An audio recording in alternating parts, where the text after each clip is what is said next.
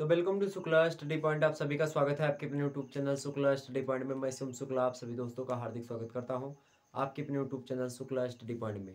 दोस्तों, आज के वीडियो के अंतर्गत हम बात करेंगे बीए तृतीय वर्ष के भूगोल के बारे में। और भूगोल जो होगा वह बीए थर्ड ईयर अर्थात बीए तृतीय वर्ष से संबंध रखता होगा, अर्थात जियोग्राफी के बारे में हम चर्चा करने वाले हैं, जो कि बीए थर्ड ईयर अर्थात बीए तृतीय वर्ष से संबंध रखता होगा। पेपर 3 जैसा कि हमने बता दिया, इससे पहले पेपर 1 और पेपर 2 का ऑलरेडी सिलेबस हमने डिस्कस कर लिया है। अब पेपर 3 का सिलेबस डिस्कस करेंगे। और पेपर 3 में बात करें तो पेपर 3 का आपके नाम क्या है? वर्ल्ड रीजनल ज्योग्राफी या फिर वर्ल्ड रीजनल स्टडीज, या फिर जिसको हिंदी में विश्व का प्रादेशिक अध्ययन या विश्व का प्रादेशिक भूगोल आप बोल सकते हैं, उसके बारे में हमको पढ़ना है। जिसमें 3 खंड होते हैं और एक ही खंड आपको पढ़ना होता है। तो अलग अलग विश्वविद्यालय में मतलब जो है 3 खंड होते हैं। अब उसमें क्या होता है, स्टूडेंट्स जो होता है अपनी मर्जी के हिसाब से उनमें से चाहे वो साउथ वेस्ट एशिया चुनता, चाहे साउथ ईस्ट एशिया, चाहे जो है सुदूर पूर्व एशिया अर्थात फार ईस्ट एशिया, चाहे दक्षिण पश्चिम एशिया पढ़ो, चाहे दक्षिण पूर्व एशिया पढ़ो, चाहे सुदूर पूर्व एशिया पढ़ो अर्थात पूर्वी एशिया पढ़ो, कुछ भी आप पढ़ो। तो तीनों के सिलेबस में बता दूंगा। उसी श्रृंखला में मैं जो है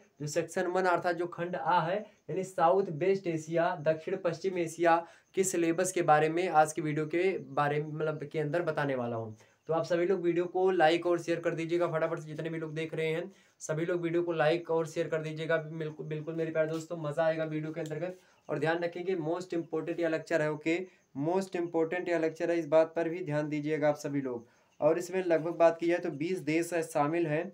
दक्षिण पश्चिम एशिया में बात की जाए इसका कुल क्षेत्रफल तो 62,55,160 वर्ग किलोमीटर का क्षेत्रफल है।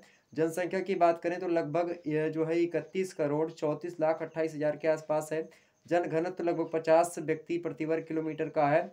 इसी प्रकार से इसमें जो है कुल मिलाकर के 20 देश जो है शामिल है। तो इस प्रकार से दक्षिण जो है पश्चिम एशिया के बारे में जानकारी थोड़ी बहुत हमने बता दी। हालांकि जब मैं दक्षिण पश्चिम एशिया के जो है यहाँ पर दक्षिण पश्चिम एशिया के भौगोलिक तत्व अर्थात भौगोलिक परिचय के बारे में चर्चा करेंगे तो आपको विधिवत रूप से मैं बता दूंगा, एक एक पॉइंट को आपको समझा दूंगा। हालांकि यहाँ पर सबसे पहला पॉइंट जो है आपका 5 पॉइंट में पूरा का पूरा सिलेबस है, ज़्यादा सिलेबस लंबा नहीं है, बट आपको जो है देशों के बारे में पढ़ना है, रीजनल ज्योग्राफी पढ़नी है। तो रीजनल ज्योग्राफी में आपको विधिवत रूप से देशों के बारे में जानना है। हालांकि आपके पाठ्यक्रम में बात की जाए, आपके पाठ्यक्रम में मतलब कि आपके जो है इसमें दक्षिण पश्चिम एशिया में साउथ वेस्ट एशिया में लगभग बात की जाए तो 20 देश शामिल है। कितने देश शामिल है? 20। लेकिन उनमें से मुख्य रूप से बात की जाए तो यहाँ पर देखेंगे तुर्की, इराक, इजराइल और सऊदी अरब, इनको लेकर के यानी इन 4 देशों को लेकर के एग्जाम से प्रश्न अधिक मात्रा में पूछे जाते हैं। और सिलेबस में इन चारों के नाम भी बाकायदा से लिख दिए गए हैं। और भी देशों के नाम आपको मिलेंगे नहीं। तो इसमें आपको जो है डिटेल्ड रीजनल स्टडी मतलब कि यहाँ पर आपको विस्तृत क्षेत्रीय अध्ययन इन तीनों का मतलब इन चारों देशों का करना है। बाकी देशों के बारे में आपको थोड़ी बहुत जानकारी पता होनी चाहिए, बट इन चारों के बारे में आपको जानकारी विधिवत रूप में होनी चाहिए। ओके, अब किन किन क्षेत्रों में जानकारी होगी अभी जो मैं डिस्कस करेंगे तो आपको बता देंगे। 20 देश कौन से, एक बार लिस्ट में आपके सामने पढ़ दे रहा हूँ, उसको सुन लीजिएगा सभी लोग। पहला देश है आपका तुर्की। तुर्की की राजधानी आपके सामने है अकारा। और दूसरी आपके सामने बात की है, दूसरा जो देश है वो बहरीन है, उसकी राजधानी मनामा है। कुवैत है तीसरा देश, कुवैत सिटी इसकी राजधानी है। चौथा देश है ओमान, उसकी राजधानी मस्कट है। और पांचवा देश है आपका कतर। कतर का की राजधानी कौन सी है भाई? दोहा है। और संयुक्त अरब जो है एक प्रकार से आपका जो छठवा देश है उसकी राजधानी क्या है भाई? क्या है? उसकी राजधानी रियाद है। और संयुक्त जो है अरब अमीरात है उसकी राजधानी अबू धाबी है। आठवां देश है आपका यमन। यमन की राजधानी साना है। और 9वां जो है देश आपका अजरबैजान है। अजरबैजान की राजधानी बाकू है। जॉर्जिया 10वां जो देश है उसका जो है एक प्रकार से जो है तिबलसी राजधानी है। इराक है 11वां देश। बगदाद राजधानी सभी को पता होगी। इजराइल है उसकी सभी को पता होगी। यरूशलम, यरूशलम जो कि मध्यस्थल रहा अभी, उसको लेकर के विवाद भी हुआ था, उसी को लेकर के यरूशलम को लेकर के इजराइल की राजधानी है। ठीक, तो वहीं पर जो है ये चीज़ें हैं। तो यरूशलम जो है वो राजधानी किसकी? इजराइल की। जॉर्डन की राजधानी कौन है? अम्मान है। लेबनान की राजधानी बेरूत है। फिलिस्तीन की क्या है भाई? राम अल्लाह है। तो 15वां नंबर पर फिलिस्तीन से 16वें नंबर पर सीरिया जिसकी राजधानी क्या है? दशमिक है। नेक्स्ट आपका 17वें पे ईरान। ईरान की राजधानी क्या है? तेहरान। 8वां है साइप्रस। साइप्रस की राजधानी निकोसिया। और 19वां है आपका 19वां है आपका मिस्र। मिस्र की राजधानी क्या है? काहिरा यानी कैरो। और मिस्र जो कि एक प्रकार से जो मैंने आपको बताया, यह मिस्र जो है मेरे भाई यह दक्षिण जो मतलब एक प्रकार से उत्तरी अफ्रीका का देश है। आप देखेंगे उत्तरी अफ्रीका का देश है, चूँकि जो है एशिया का दक्षिण जो पूर्वी भाग, दक्षिण जो पश्चिमी भाग है वह भाग कहीं न कहीं पे अफ्रीका के जो है उत्तरी पूर्वी भाग से टच करता हुआ प्रतीत होता है। आप देखेंगे थोड़ा-सा उसी के बीच से सुएज़ नहर होकर के जाती है, क्योंकि जिसके बारे में आपको पढ़ना है। सुएज़ नहर चूँकि व्यापारिक दृष्टि से बहुत महत्वपूर्ण स्थान ग्रहण करती है, इसलिए सुएज़ नहर के बारे में आपको पढ़ना होगा यहाँ पर, ठीक? चूँकि आप दक्षिण-पश्चिम एशिया पढ़ रहे हो और दक्षिण-पश्चिम एशिया के जो व्यापार वगैरह होते हैं या फिर अधिकतर एशिया के जो व्यापार जो है यूरोप से किए जाते हैं, वो सुएज़ नहर के माध्यम से ही अधिक मात्रा में किए जाते हैं। तो उसके बारे में हमको मोस्टली देखना है। और अब अगली जो आपकी जो है अगला देश कौन-सा है भाई? अगला देश है अर्मेनिया। अर्मेनिया की जो राजधानी है कौन-सी है? येरेवान। कौन-सी राजधानी भाई? येरेवान राजधानी। तो ये 20 देश थे जो कि हमने आपके सामने जो है आपके सामने जो है सुनाया पढ़ कर के। तो अब यहाँ पर हम थोड़ा-सा बताने का आपको प्रयास करेंगे कि आखिरकार क्या-क्या चीज़ें हमको इन देशों से रिलेटेड पढ़नी है, ठीक? ब्रीफ स्टडी आपको तुर्की, इराक, इज़राइल और सऊदी अरब के बारे में पढ़ करनी है, ठीक? अगर आपने इन चारों देशों के बारे में विस्तृत जानकारी प्राप्त कर ली तो और कुछ आपको पढ़ने की आवश्यकता नहीं है। और एक प्रश्न और कि दक्षिण-पश्चिम एशिया का भौगोलिक परिचय। दक्षिण-पश्चिम एशिया का भौगोलिक परिचय। भौगोलिक परिचय में आपको नक्शा बनाना पड़ेगा और नक्शे में सभी देश को सेट करना पड़ेगा। मैं नक्शे के माध्यम से आपको पहला चैप्टर पढ़ाऊँगा, जिसमें मैं जो है जो है इसकी जो है दक्षिण पश्चिमी जो एशिया है इसके बारे में, चाहे दक्षिण पूर्वी एशिया उसके बारे में, चाहे सुदूर पूर्व एशिया, सभी को मैप के माध्यम से आपको इसी पर मैप बना दूंगा। मैप में जो है सारे देश आपके अंकित कर दूंगा। उसके बाद में उसकी विशेषता और उसके बारे में बताने का प्रयास करूंगा, ठीक है? चलिए आगे बढ़ते हैं। तो यहाँ पर सबसे पहला पॉइंट आपके सामने क्या है कि दक्षिण पश्चिम एशिया, अब इसमें 20 देश हैं, तो उन 20 देशों के भौगोलिक चीज़ों के बारे में हमको थोड़ा बहुत जानकारी होनी चाहिए। मतलब भौगोलिक तत्व मतलब क्या होता है? उनकी मिट्टियाँ कैसी हैं, उनका एक प्रकार से नक्शा या ढांचा उनका कैसा रहा है, उनकी प्राकृतिक वनस्पतियाँ या फिर इसी प्रकार से अन्य प्रकार की कुछ चीज़ों के बारे में हमको देखना है। ज़्यादा मोस्ट नहीं है अन्य देश, 4 देशों को आप पढ़िएगा। मेरे हिसाब से बताऊँ 4 देश अगर आपने अच्छे तरीके से पढ़ लिए तो आपको एग्जाम्स में कोई भी प्रश्न छूटेगा नहीं। यह बात आप ध्यान रखेंगे, ठीक? तो यहाँ पर देखेंगे दक्षिण पश्चिम एशिया के भौगोलिक तत्व हैं उनके बारे में पढ़ना है। और देशों के समूहीकरण का आधार, मतलब देशों का जो समूहीकरण किया जाता है वो किन आधारों पर किया जाता है, कैसे कैसे किया, मतलब किन आधारों पर किसी 4-6 देश को या 20 देश को, मान लेते हैं इस 20 देश को जो दक्षिण पश्चिम एशिया कहा जाता है, किन जो है चीज़ों को आधार बना करके जो है क्षेत्र डिसाइड किया जाता है कि ये 20 देश ही दक्षिणी पश्चिम एशिया में आएंगे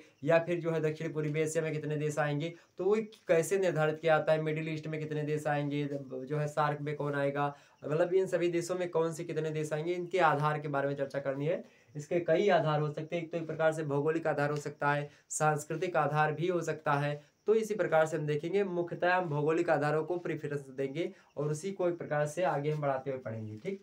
हालांकि आगे बढ़ते हैं तो समूहीकरण के बारे में पढ़ेंगे और भौगोलिक दृष्टि से देखेंगे, मतलब समूहीकरण किस, मतलब भौगोलिक दृष्टि से मोस्ट इंपॉर्टेंट। उसके बाद में कुछ राजनीतिक समानता होती है, कुछ ऐतिहासिक समानताएं होती है और कुछ सांस्कृतिक समानताएं होती हैं।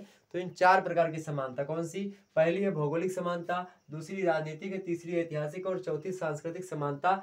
जिन समानताओं के आधार पर जो है किसी भी देश का हम समूह का बना देते हैं कि हाँ ये 4 देश 10 देश एक समूह में होंगे, चूंकि इन चारों देशों की या फिर इन 10 देशों की भौगोलिक स्थितियां समान है, या इन चारों 10 देशों की या फिर इन 10 देशों की राजनीतिक स्थिति, या फिर 10 देशों की ऐतिहासिक स्थिति, या फिर 10 देशों की जो है सांस्कृतिक स्थिति। इनमें से अगर कोई 3-4 कारण हो गए या फिर 2 ही कारण मिल गए तो भी उसमें हम देश में शामिल करते हैं। तो इस प्रकार से होता है समूह बनाता है देशों का। तो सांस्कृतिक, भौगोलिक, ऐतिहासिक, राजनीतिक, ये 4 फैक्टर हैं जिसके बारे में हमको पढ़ना है।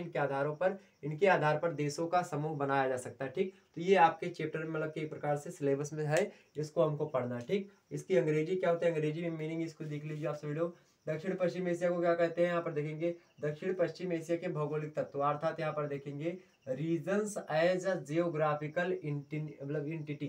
तो ये हो गया दक्षिण पश्चिम एशिया के भौगोलिक तत्व की अंग्रेजी, ठीक है? ध्यान रखेंगे तेरी बात।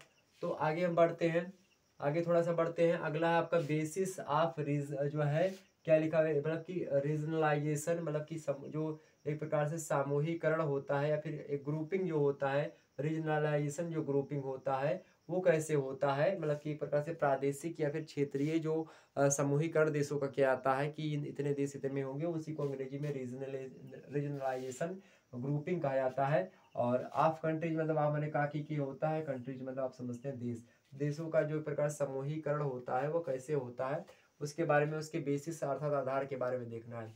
अंग्रेजी वाला और देखेंगे जियोग्राफिकल, मतलब कि एक प्रकार से कंट्रीज और उसमें जियोग्राफिकल रीजन्स देखना है हमको और पॉलिटिकल रीजन्स देखना है। मतलब आधार, सॉरी, पॉलिटिकल बेसिस और जियोग्राफिकल बेसिस और historical basis and cultural basis. तो ये 4 प्रकार के बेसिस हमको देखने हैं किसके, तो रीजनलाइजेशन ग्रुपिंग ऑफ कंट्रीज के। ओके, तो इंग्लिश वालों आपके लिए भी इंपॉर्टेंट है, क्योंकि हमने इंग्लिश और हिंदी दोनों में सिलेबस का एक प्रकार से लेकर रखा है। आगे देखते हैं, दूसरा मुद्दा आपका क्या है भाई, भौमिक संरचना क्या है। दूसरा मुद्दा आपके सामने है भौमिक संरचना। भौमिक मतलब होता है भूमि की, संरचना मतलब होता है स्ट्रक्चर। तो स्ट्रक्चर ऑफ रिलीफ, यानी कि जो क्षेत्र है उन क्षेत्रों में किस प्रकार से इन देशों में समानता या किस प्रकार से इनकी भिन्नता पाई जाती है। भूमि की संरचना कैसी, कहाँ पर पर्वत, कहाँ पर पठार, कहाँ पर नदी, कहाँ पर नाले, कहाँ पर घाटी, कहाँ पर चोटी, या फिर इसी प्रकार से अन्य जो प्राकृतिक जो एक प्रकार से उच्चावच होते हैं वह किस प्रकार से हैं। तो उच्चावचन संबंधी जो विविधता है या फिर जो समानताएं हैं, उन समानताओं और विषमताओं पर हम प्रकाश डालेंगे, हम उसके बारे में पढ़ेंगे। ठीक, तो यहाँ पर हम भौमिक संरचना देखेंगे इन सभी 20 देशों के बारे में, इनकी भौमिक संरचना कैसी है। हालांकि विशेष रेफरेंस मेरा ये तुर्की, इराक, इजराइल, सऊदी अरब ये होगा। ठीक, बट आपको 20 देशों के बारे में उसकी भौमिक संरचना और 20 देशों की भौमिक संरचना नहीं देखनी है, क्योंकि 20 देश दक्षिण पश्चिम एशिया के अंतर्गत शामिल हैं। तो दक्षिण पश्चिम एशिया की भौमिक संरचना को हमको यहाँ पर पढ़ना। ठीक, यहाँ पर इतनी बात ध्यान रखेंगे।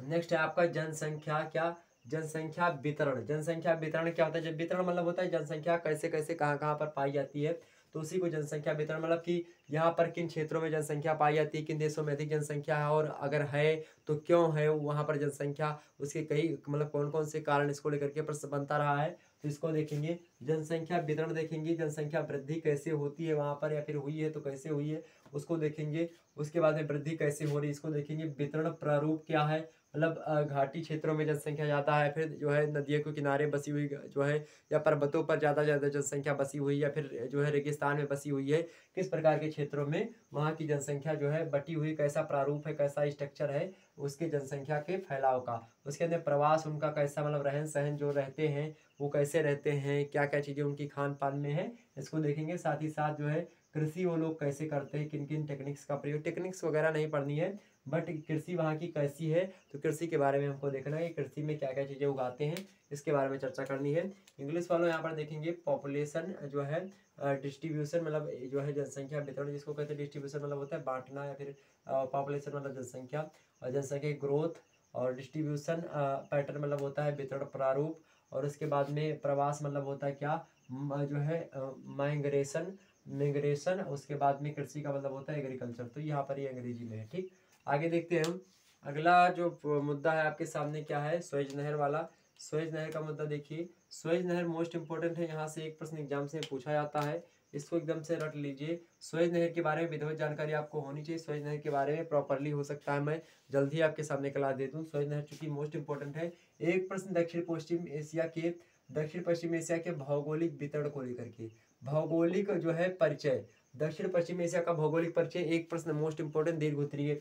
दूसरा दीर्घ उत्तरीय में स्वेज नहर का इंपॉर्टेंट दूसरा प्रश्न। उसके बाद में तीसरा प्रश्न क्या है, तुर्की, इराक, इजराइल और सऊदी अरब किसी एक में से जो है क्या पूछेगा, क्या पूछेगा भाई, जलवायु पूछ ले सकता है, या फिर जलवायु पूछ सकता है, या तो फिर एक प्रकार से बात की जाए ये खनिज संपदा।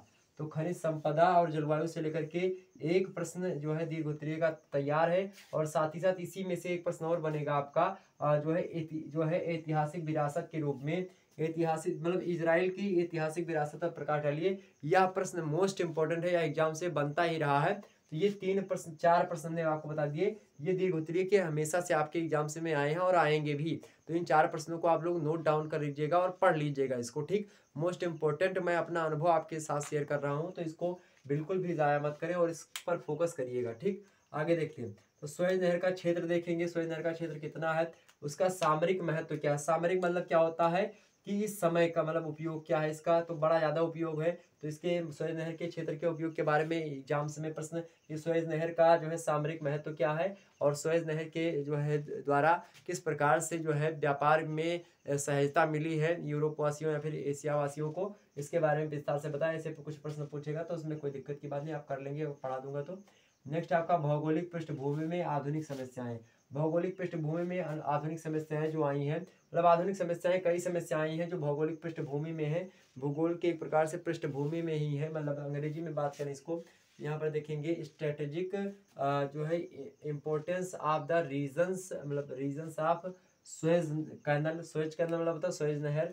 और नेक्स्ट है आपका जियोग्राफिकल बैकग्राउंड, मतलब कि भौगोलिक पृष्ठभूमि, जियोग्राफिकल जो बैकग्राउंड है ऑफ द मॉडर्न प्रॉब्लम्स। तो जियोग्राफिकल बैकग्राउंड में जो मॉडर्न प्रॉब्लम्स हैं उनके बारे में हमको पढ़ना है, ठीक। तो ये था आपका जो है चौथा नंबर पॉइंट। और पांचवा आपका बोल सकते हैं यूनिट, बोल सकते हैं, अभी कुछ भी बोल सकते हैं इसको।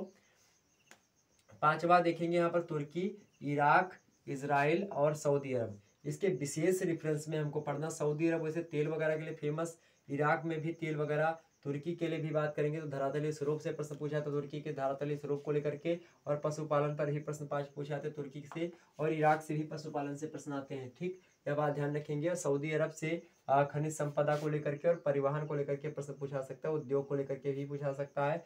अफवाह तंत्र के मामले में जो है बात की जाए तो यह भी सऊदी अरब से शायद पूछा सकता है अफवाह तंत्र, या फिर तुर्की से किसी से पूछा सकता है। तो कैसे प्रश्न पूछेगा, तो इनसे सबसे इसकी विस्तृत क्षेत्रीय अध्ययन। अब हो सकता है देखिए धरातलीय स्वरूप पूछ सकता है, जलवायु पूछ सकता है, आर्थिक उद्यम, कृषि कैसी होती है, पशुपालन कैसा है वहाँ का, खनिज संपदा कैसी है, उद्योग धंधे कैसे चल रहे हैं, परिवहन कैसे चल रहे हैं, अफवाह तंत्र वहाँ का कैसा है, ऐतिहासिक विरासत जो है, एक प्रकार से ऐतिहासिक विरासत, तो ये इजराइल के संदर्भ में मोस्ट है पूछा गया है। ये चीज़ें जो यहाँ पर लिखी गई हैं ये हमने जो है जो विविध प्रश्न पूछे गए हैं उन प्रश्नों में ये चीज़ें पूछी गई हैं, इसलिए हमने यहाँ पर रख दिया। आपसे क्या पूछेगा कि तुर्की के धरातलीय स्वरूप का वर्णन कीजिए, ठीक है। तुर्की का एक प्रकार से भौगोलिक परिचय देते हुए उसके धरातलीय स्वरूप का वर्णन कीजिए। या फिर आपसे पूछ सकता है कि इराक की जलवायु के बारे में वर्णन करते हुए जो है इराक की प्राकृतिक, इराक के उद्योग धंधों पर प्रकाश डालिए।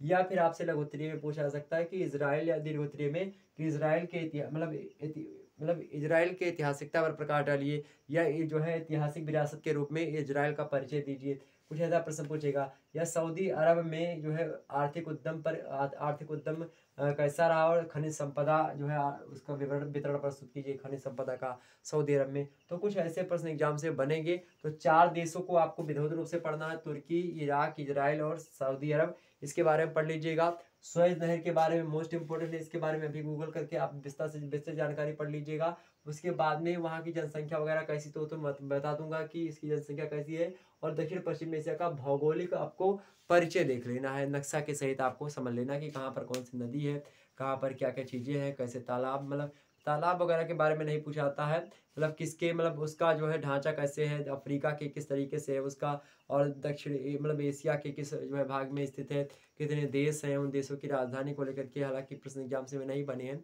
लेकिन अति लघुत्तरीय टाइप के प्रश्न बन सकते हैं, तो यह बात ध्यान रखेंगे। राजधानी को लेकर के अति लघुत्तरीय टाइप के प्रश्न पूछे जा सकते हैं। अगर आपकी परीक्षा जो है ऑब्जेक्टिव होती है तो वहाँ पर जो है जनसंख्या को लेकर के, उस देश की मुद्रा को लेकर के, उस देश की राजधानी को लेकर के एग्जाम से प्रश्न बनेंगे, तो उसको जरूर पढ़ लीजिएगा, ठीक। ध्यान रखेंगे इतनी बात। तो चलिए फिर मिलते हैं हम नेक्स्ट वीडियो में। और हम नेक्स्ट वीडियो आपके सामने क्या लाएंगे, इसका जो खंड खा होगा, या अर्थात दक्षिण पूर्वी एशिया के बारे में अगले में मतलब चैप्टर के अंदर हम चर्चा करेंगे। और जो नेक्स्ट इसके बाद में जो वीडियो आएगा उसके में हम सुदूर पूर्व एशिया के बारे में चर्चा कर लेंगे। इस प्रकार से आपके भूगोल का पूरा सिलेबस डिस्कस हो जाएगा। ओके, तो फिर मिले हम नेक्स्ट वीडियो में। तब तक के लिए आप सभी लोगों का जय हिंद, जय भारत।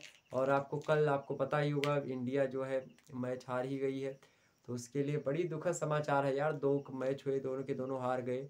अब चूंकि ज़्यादा मौका भी इसमें नहीं मिलता है, 2 मैच और हैं, हालांकि उसको जीत भी लेते तो 4 ही पॉइंट होंगे, और पाकिस्तान वैसे नंबर 1 पर पहुंचा ही आप। तो देख सकते हैं बड़ी एक प्रकार से मतलब कुछ ना कुछ तो और रन बनाना चाहिए था ना, बट छोड़िए। तो यहाँ पर इतनी बातें आपके समझ में आ गई होंगी, सारी बातें क्लियर हुई होंगी ना। तो इतनी सारी चीज़ें अगर क्लियर हुई तो वीडियो को एक बार लाइक करिएगा, और चैनल पर नए तो सब्सक्राइब कर लीजिएगा। अभी रात 9 बजे से बात करूं, अभी रात 9 बजे से आपकी क्लास कोई दूसरी क्लास लगवा देंगे, जैसे कि पॉलिटिकल साइंस की हो सकता है क्लास आपकी। पॉलिटिकल साइंस की क्लास जो है चैप्टर 1 की क्लास हो चुकी थी। चैप्टर 2 की क्लास जो है आज रात 9 बजे से चलेगी। ओके, तो आप सभी लोग उसमें ज़रूर जो है अपनी दस्तक दें और आएँ। रात 9 बजे से आप उसकी क्लास होगी। ओके, चलिए फिर मिले नेक्स्ट वीडियो में। आप सभी लोग वीडियो को लाइक और शेयर करिए। प्रत्येक व्यक्ति 10 लोगों तक यह वीडियो पहुंचाएगा, और आप लोगों के एक प्रकार से इस वीडियो पे ज़्यादा से ज़्यादा कमेंट और लाइक, मतलब ज़्यादा से ज़्यादा लाइक आएंगे और शेयर आएंगे, मतलब ज़्यादा से ज़्यादा व्यू आ जाते हैं इस वीडियो पर। ज़्यादा से ज़्यादा व्यू अगर इस वीडियो पे आ जाते हैं तो आप ध्यान रखेंगे मैं जो सुएज नहर के बारे में, उसकी दक्षिण पश्चिम एशिया के भौगोलिक परिचय का सबसे पहले चैप्टर 1 इसका दक्षिण पश्चिम एशिया के भौगोलिक परिचय के बारे में आपको एक ही वीडियो में विधिवत जानकारी दक्षिण पश्चिम एशिया के बारे में दे दूंगा, ठीक। तो इससे आपका सारा का सारा डाउट्स क्लियर हो जाएगा। दूसरी वीडियो मेरी होगी किसके बारे में, सुएज नहर के बारे में, ठीक। दूसरी वीडियो सुएज नहर के बारे में दे दूंगा। तीसरी वीडियो तुर्की के बारे में एक दिन चर्चा कर लेंगे। चौथी में इराक के, इजराइल के और सऊदी अरब के, इन सभी के बारे में जिससे प्रश्न जो पूछे जाते हैं उन प्रश्नों को मैं जो है टारगेट करते हुए उन प्रश्नों के आंसर के साथ आपके सामने प्रस्तुत होऊंगा, उसमें मैं चर्चा कर लूंगा। ओके, मिलेंगे नेक्स्ट वीडियो में, तब तक के लिए जय हिंद जय भारत। आप सभी का बहुत बहुत धन्यवाद हमारे साथ जुड़ने के लिए, और इसी प्रकार से आप सभी लोग अपना सहयोग बनाए रखें। धन्यवाद।